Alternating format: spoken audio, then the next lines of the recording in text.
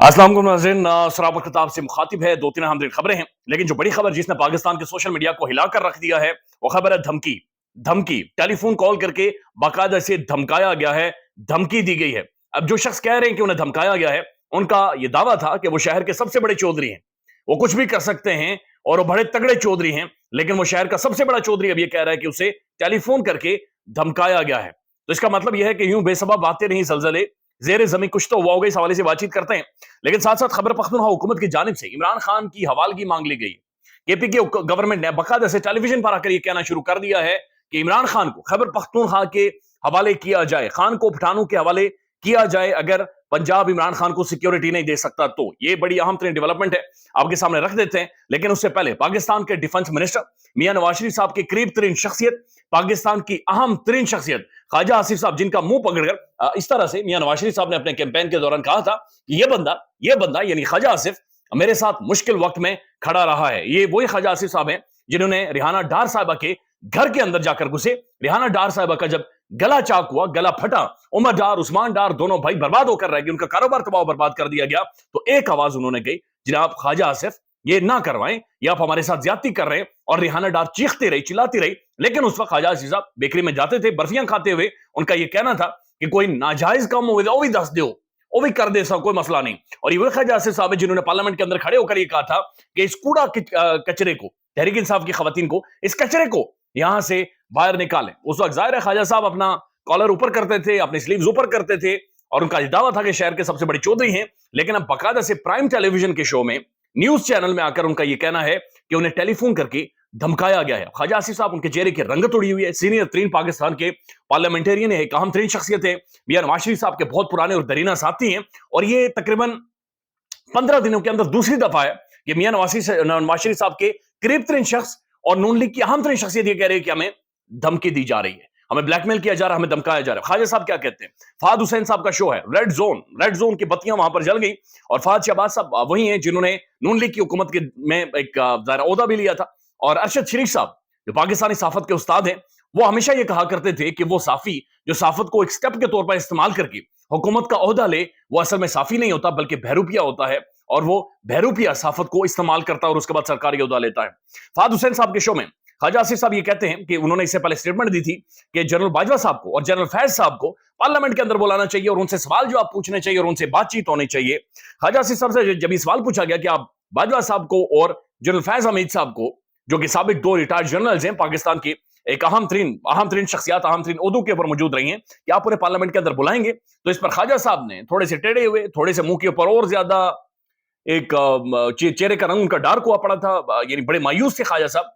उन्होंने कहा कि इस पर मुझे पैगाम आया है, मुझे बाकायदा से एक कॉल की गई है और मुझे ये कहा गया है कि तुमने गुफ्तगू बंद की, अगर तुमने तुम ये गुफ्तगू बंद कर दो। और ये बाकायदा से मुझे धमकी अमेज पैगाम दिया गया है कि तुम ये गुफ्तगू बंद कर दो। अब ये नहीं कहा गया कि आप ये बातचीत धीमी रखें, आप इसके ऊपर बातचीत ना करें। ख्वाजा आसिफ साहब का ये कहना है कि मुझे कहा गया कि तुम ये गुफ्तगू बंद कर दो और ये बाकायदा से पैगाम दिया गया है, ये धमकी अमेज पैगाम या कॉल मुझे आई है। मैं सच बोल रहा हूं, मैं गलत नहीं कह रहा, मैं सियासतदान हूं। मुझे 4 लोग गालियां देते हैं और 4 लोग मुझे दुआएं भी देते हैं। जिन लोगों ने मुझे ये धमकी दी है वो भी भुगत सकते हैं। अभी ख्वाजा आसिफ साहब कह रहे हैं और उनसे पूछा गया कि आपको धमकी क्या जनरल फैज साहब ने दी है या जनरल बाजवा साहब ने दी है? उन्होंने कहा छोड़ें जी, मैं सियासी लोग हूं, लेकिन मैं सियासी शख्स हूं, लेकिन जिन लोगों ने मुझे धमकी दी है वो पार्लियामेंट में या फिर वो इससे ज्यादा भुगत सकते हैं। मैंने आपका प्लेटफॉर्म यूज कर लिया है, मुझे पहले भी दी गई थी, मुझे पहले भी धमकी दी गई थी। और उन्होंने कहा कि मारते भी हैं लेकिन रोने भी नहीं देते। और उसके बाद जो फहद शहबाज साहब है, उन्होंने कहा सर आप डिफेंस मिनिस्टर हैं, पाकिस्तान के सिक्योरिटी के इदारे आपके नीचे आते हैं, वो आपके सामने जवाबदेह हैं। और आप प्राइम मिनिस्टर के बाद सबसे तगड़ी तरीन पाकिस्तान की पोर्टफोलियो आपके पास है, डेजिग्नेशन आपके पास है, सबसे बड़ी वजारत के ऊपर आप बैठे हुए हैं। This is something very serious जो आप बात कर रहे हैं। और ख्वाजा साहब ने कहा जी मैं तो बात ही करूंगा और मैं यही कर सकता हूं और मैंने आपका प्लेटफॉर्म यूज किया। यानी ख्वाजा साहब ने बड़ी मुश्किल से कोशिश करके, हिम्मत करके टेलीविजन चैनल पर पहुंचे और वहां पर आकर उन्होंने कहा कि जनाब मुझे धमकी दी जा रही है और मुझे धमकाया गया है कि तुम ये बात ना करो। और उन्होंने खुद ये वर्ड कोट अनकोट तुम का इस्तेमाल किया कि कहा गया कि तुम ये बात ना करो। अब ख्वाजा आसिफ साहब को क्या धमकी दी जा सकती है? यानी मुमकिन तौर पर क्या हो सकता है? यार देखिए, हमारी तो बात नहीं है कि ख्वाजा साहब बाहर आ तो अनुदास देंगे, या फिर ये तो नहीं हो सकता कि जनाब ہمارا نام کیوں لیا تم، اب بھگت، اب تو ملے گا ہی نہیں. اس طرح کی بات نہیں ہو سکتی. خواجہ آصف صاحب کو دھمکی کیا دی جا سکتی ہے؟ جب اس چیز کو آپ سمجھتے ہیں تو آپ کو جاوید لطیف صاحب کی گفتگو یاد آئے گی. جاوید لطیف صاحب یہ کہتے ہیں کہ جب میں نے اپنے 2 حلقے کھلوانے کے لیے ایک اہم ترین شخصیت سے بات چیت کی تو انہوں نے کہا کہ اگر آپ کے 2 حلقے کھلے نا تو 130 بھی کھلے گا، این اے 130 بھی کھلے گا، ڈاکٹر یاسمین راشد صاحبہ والا، میاں نواز شریف صاحب والا حلقہ بھی کھلے گا. انہوں نے کہا کہ ہمیں بلیک میل کرنا ہے اور ہمیں باقاعدہ این اے 130 کی دھمکی دی جا رہی ہے، اور خواجہ آصف صاحب بھی ابھی آ کر کہہ رہے ہیں کہ ہمیں دھمکایا جا رہا ہے، مجھے دھمکی دی جا رہی ہے کہ تم نے یہ بات نہیں کرنی. اب اس کے اوپر زیادہ خوشیاں منانے کا یہ وقت نہیں ہے، یہ سوچنے اور سمجھنے کی ضرورت ہے کہ بینگ اے ڈیموکریٹ، ڈیموکریسی کے اوپر یقین رکھنے والے، ہمارا یہ ایمان ہے اس چیز کے اوپر کہ پاکستان کے پارلیمنٹیرینز یہ سپریم لوگ ہیں، اور پارلیمنٹ کے اندر جو شخص آ جاتا ہے وہ فائنل اتھارٹی ہے، وہی فیصلے کرے گا، وہی ڈیسائیڈ کرے گا. لیکن پھر سوال یہ بھی پتا ہوتے ہیں کہ ہمارے پارلیمنٹیرین اتنا کمپرومائز کیوں ہے؟ جب خواجہ آصف کو یہ پتا تھا کہ مینڈیٹ اس کا نہیں ہے تو پھر اس نے اخلاقی جرت کیوں نہیں کی کہ جس کا مینڈیٹ تھا اس کے حوالے کیا جائے؟ کیا جس کے پاس عوامی مینڈیٹ ہو، جس کے پیچھے عوام کھڑی ہو، اسے کوئی بھی تھریٹ یا دھمکی دے سکتا ہے؟ یہ سوال ہی پتا نہیں ہوتا. میں ایک سن رہا تھا مشاہد حسین سید صاحب کی ایک پوڈ کاسٹ آج سے کوئی 2-1 ویک پہلے آئی ہے، اور اس پوڈ کاسٹ میں کھل کر یہ کہہ رہے ہیں کہ ہم نے ایک دفعہ جنرل باجوہ صاحب کو پارلیمنٹ کے اندر انوائٹ کیا، اور وہ کہتے ہیں کہ جب کہ جنرل باجوہ صاحب نے خود ہمیں یہ کہا کہ ترکی کے اندر جب کو ہوا تھا تو اس کے بعد اردوغان نے تقریباً 157 جنرلوں کو ہتھکڑیاں لگا دی تھی، لیکن اس سے پہلے جو اردوغان کے لیے لوگ نکلے تھے وہ اس وجہ سے نکلے تھے کہ وہاں کی جو لیڈر کلاس ہے، وہاں پولیٹیشنز ہیں، انہوں نے ڈیلیور کیا تھا، اردوغان نے ڈیلیور کیا تھا، لوگوں کو یقین تھا کہ یہ جناب یہ بندہ ڈیلیور کر رہا ہے، ہم نے اس کے لیے کھڑے ہونا ہے، ہم نے اسے گرنے نہیں دینا. اس لیے انہوں نے وہاں پر کو بچایا تھا، اور اس کے بعد جنرلوں کو ہتھکڑیاں لگی تھی. تو یہ مشاہد حسین سید صاحب باقاعدہ اور ریکارڈ یہ کہہ رہے ہیں کہ انہیں خود جنرل باجوہ صاحب نے کہا. تو اندازہ لگا لیں یہ پاکستان کی کمپرومائز ترین پولیٹیکل کلاس ہے جو یہ ٹیلی ویژن پر آ کر رو رہے ہیں کہ ہمیں دھمکایا جاتا ہے، ہمیں تھریٹ کیا جاتا ہے، کوئی کہتا ہے ہمیں نواز شریف صاحب کی سیٹ کے اوپر بلیک میل کیا جاتا ہے.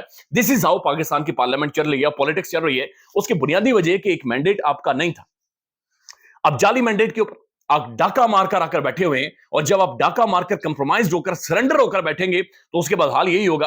اور خواجہ صاحب ظاہر ہے میاں نواز شریف صاحب جتنا بڑا کمپرومائز کر چکے ہیں اس کے بعد یہ بھگتے ہیں، اور جس طرح سے معاملات جائیں گے، اور ساتھ ساتھ پاکستانی عوام کے لیے بہت بری خبر ہے. اللہ تعالیٰ پاکستان پر رحم کرے. بجلی اور جناب گیس کے نرخوں میں اضافہ ہونے والا، اور یہ جو اضافہ ہونے والا یہ تھوڑا بہت نہیں ہے، یہ کچھ پینیز یا پھر کچھ روپے وہ نہیں ہے، پیسے نہیں ہیں، بلکہ اچھے خاصا اضافہ ہونے والا ہے. اللہ تعالیٰ رحم کرے. اور یہ بات یقینی ہے کہ نہ تو آپ بلز دے سکیں گے، نہ تو آپ روٹی گھر میں کھا سکیں گے، اور یہ تباہی نکلنے والی ہے. اور آئی ایم ایف اب کھربوں روپے پاکستانی عوام سے نکلوانے والا ہے. بہرحال اللہ تعالیٰ پاکستان پر رحم کرے. اب جو خیبر پختونخوا کی حکومت ہے انہوں نے باقاعدہ سے مانگ لی ہے عمران خان صاحب کے حوالے سے، حوالگی انہوں نے مانگی ہے. یہ جیو نیوز کے پروگرام میں ڈسکشن ہوئی ہے. سیکیورٹی خدشات ہے تو خیبر پختونخوا حکومت نے عمران خان کی حوالگی کا مطالبہ کر لیا ہے. اور یہ خیبر پختونخوا کے مشیر اطلاعات ہیں بیرسٹر محمد علی سیف، یہ اہم ترین شخصیت ہے. انہوں نے مطالبہ کیا کہ اگر پنجاب حکومت بانی P T I Tehreek Insaf Imran Khan کی حفاظت نہیں کر سکتی تو انہیں صوبائی حکومت کے حوالے کر دیا جائے. خیبر پختونخوا بیرسٹر محمد علی سیف نے بانی P T I Imran Khan سے ملاقات پر پابندی کے حوالے سے نجی ٹی وی چینل پر گفتگو کرتے ہوئے کہا کہ اگر پنجاب میں عمران خان کو حفاظت نہیں کی جا سکتی یا ان کی سیکیورٹی کمپرومائز ہو رہی ہے تو انہیں خیبر پختونخوا حکومت کے حوالے کر دیا جائے. بیرسٹر صاحب کا کہنا تھا کہ سیکیورٹی خدشات کے تحت پابندیاں عائد ہونے سے اڈیالہ جیل میں تمام قیدیوں کے لیے مشکلات پیدا ہو رہی ہیں، اور یہ پنجاب حکومت کی صاف اور شفاف نااہلی ہے، اور عمران خان کے خوف سے میں یہ مبتلا ہیں جس کی وجہ سے سب کو اذیت میں مبتلا کر رہے ہیں. پنجاب حکومت کو چاہیے کہ عمران خان کو خیبر پختونخوا حکومت کے حوالے کر دے، ہم انہیں سیکیورٹی فراہم کریں گے. انہوں نے پنجاب حکومت پر شدید تنقید کرتے ہوئے کہا کہ جعلی مینڈیٹ اور فارم 47 کی بنیاد پر وزیر اعلیٰ پنجاب بننے والی خاتون مریم نواز شریف عمران خان کے خوف میں اس قدر مبتلا ہے کہ جیل کے تمام قیدیوں اور حوالاتیوں کی ملاقات پر بھی پابندی عائد کر دی ہے. پنجاب کی نااہلیت ہے اور خان کو ہمارے حوالے کیا جائے. تو یہ اب کھل کر ایک ڈیبیٹ اور ڈسکشن پاکستان کے ٹیلی ویژن کے اوپر بھی ہونا شروع ہو گئی ہے کہ کے پی کے چاہ رہا ہے کہ خان ان کے حوالے کیا جائے اگر خان کی سیکیورٹی کو خطرہ ہے تو. ساتھ ساتھ علی مین گنڈا پور اور تقریباً 51 تحریک انصاف کے لوگوں کے ناقابل ضمانت وارنٹ گرفتاری جاری ہو گئے ہیں. ان کے اندر ظاہر پرومیننٹ ساری شخصیات تحریک انصاف کی شامل ہیں.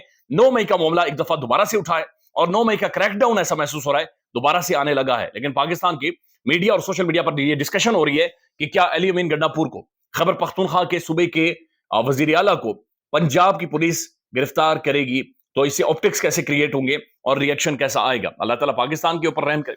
اللہ تعالیٰ پاکستان کے اداروں کے اوپر، پاکستان کی سیاسی شخصیات اور معیشت کے اوپر بھی رحم کرے. خیال رکھیے گا. اللہ حافظ.